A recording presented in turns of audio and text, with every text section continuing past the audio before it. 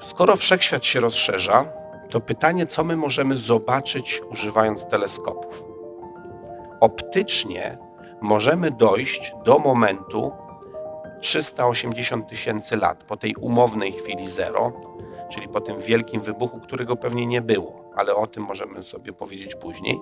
Mianowicie przedtem był w formie plazmy, w związku z tym był nieprzezroczysty. Także próba zajrzenia tam teleskopem nic by nam nie dała. Wtedy, w tym okresie, temperatura spadła na tyle, że z plazmy, że tak powiem, powstały neutralne atomy wodoru i helu, bo tylko to wtedy było.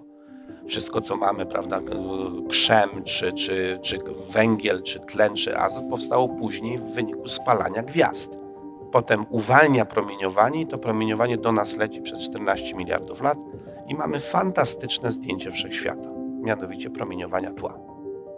W kosmologii istnieją pytania, na które nigdy, nawet teoretycznie, nie odpowiemy.